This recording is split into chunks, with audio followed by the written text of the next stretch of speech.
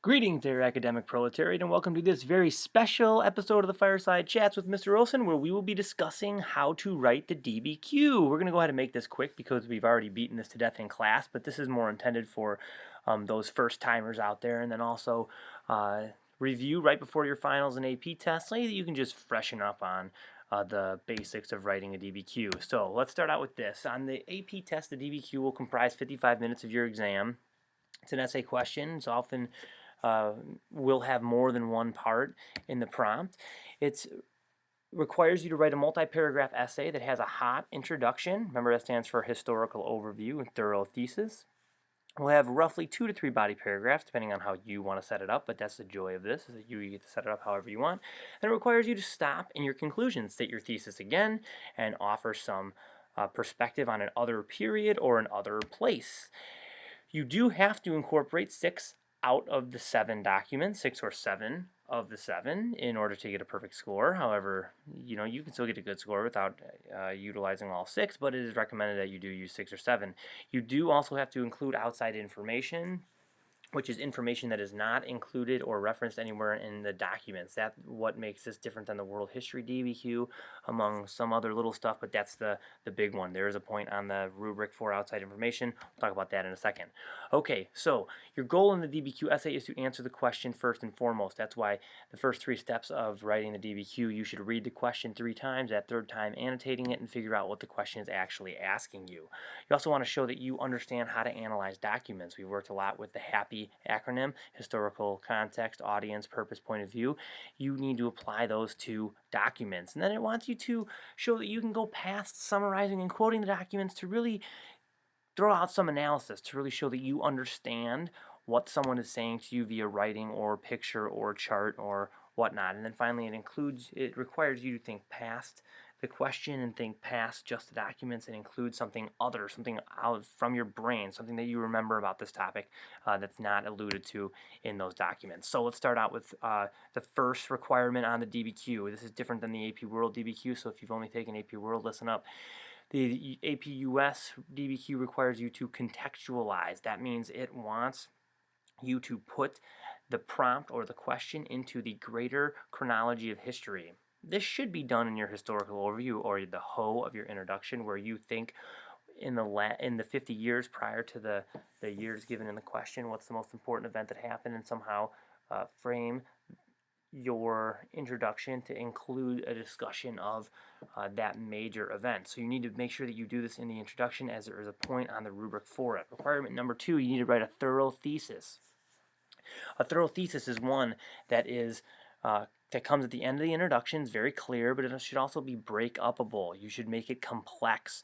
It should show that some sort of foreshadow of the body paragraphs that are going to come later.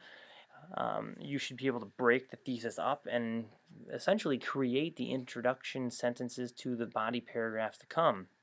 Also, you should recognize historical complexity, and by that I mean that you should realize that there are different ways to answer this prompt and sort of throw out a way that some people might think of, but then really drive home your point. Okay, you can't just restate the question, though. You have to get past that. If the question, asks you to analyze some social and political factors that led to Reconstruction's failure, you can't just say that social and political things led to Reconstruction's failure. You need to say what they are and be explicit. Okay, requirement number 3, you need to use documents to support your thesis. The College Board wants you to use 6 out of the 7 documents. I want you to use 6 out of the 7 documents. You should want to use 6 out of the 7 documents. So by that we mean that when you use a document, you need to first show that you understand what it means by referencing it, paraphrasing it in a way that sort of shows that you understand what it is saying and why it is there.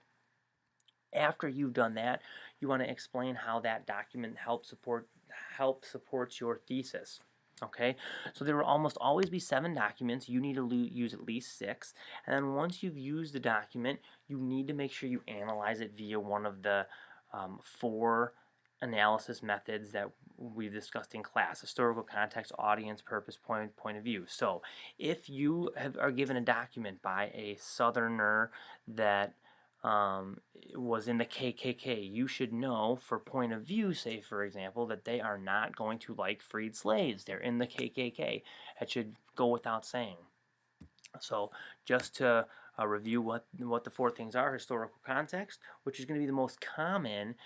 So like what is going on in the time frame that allows for this document to be created, audience, point of view, and purpose. Just some rules of thumb that you might want to make note of. First of all, if you get a map or a chart, historical context is going to be what you use 99% of the time, because the rest of them are going to be pretty difficult. For point of view, make sure that you know something about the person. You need to discuss what it is about them that makes them take the argument that they are taking. Okay, so these are your four options. Make sure that you apply one at all times. Requirement number 3, you need to use outside information. So for example, in a DBQ on Reconstruction, if you are there's a bunch of documents but there's nothing about the Freedmen's Bureau, then the Freedmen's Bureau can be outside information. If there's nothing about the 15th Amendment, the 15th Amendment can be outside information. So make sure that you're thinking past the documents. Requirement number 4 wants you to respond to a thinking skill. So every DBQ and long essay for that matter is going to ask you a thinking skill. It's either going to be causation, change in continuity, turning point, or compare and contrast. And if it's asking for that in the question, you have to be explicit about providing that in your thesis. So this slide, I'm not going to go through the whole thing. You can pause it and take a screenshot of it if you want to, but this sort of suggests how to organize various essays with regard to the thinking skills. For example, if you're given a change in continuity essay, you probably want to devote one full body paragraph to continuities and one full body paragraph to changes. So this just gives you sort of an idea, rule of thumb to work with. Like I said, go ahead and pause it, take a screenshot if you want to keep and hold on to that. And then finally, requirement number 5, and this is going to be something that's a lot easier at the end of the year than it is right now, and it's going to trip a lot of people up. Don't get too bogged down worrying about it at the moment, but it is something that you want to keep on your radar. You need to synthesize your essay by connecting the topic to another period or another place. You can also extend your argument, but that's something that only the most refined writers will do. We're going to confine this conversation to talking about other historical periods or other historical places. Okay, so first, for example, if you're asked about Reconstruction on a DBQ and it's solely asking you about the South, if you can make a connection to what's happening in the North at the time, for example, a financial panic, for example, the scandals that were going on in the Grant administration, that would be other place. Other period would require you to connect Reconstruction to another time in American history where the North and the South didn't get along, or the South was being particularly recalcitrant. One period in time that I can think of is during the Tariff of Abominations and Nullification Crisis, when John C. Calhoun wrote his ordinance on nullification, telling South Carolina that they didn't have to follow the federal law, ordering them to pay a tariff on imported goods. So, and the connection there is that the South and the North had different views on policies, and the North was trying to impose something upon the South, and the South was being very reluctant to follow it. Okay, so the synthesis should usually come at the end of your paper, usually towards the end of your conclusion paragraph, but you do get a point on it, and it can make the difference between a good score and a mediocre score, so you do want to be aware of it. That's going to bring our discussion of how to write a DBQ to a close. I realize that this is very, very simple and basic, but you've been given a lot of materials in your classes, I am sure. So make sure you take a look at those. Make sure that you familiarize yourself with primary source documents, as that is what the purpose of this essay is, to make sure that you understand how to do so. All right, if you have any questions, go ahead and holler. Otherwise, peace.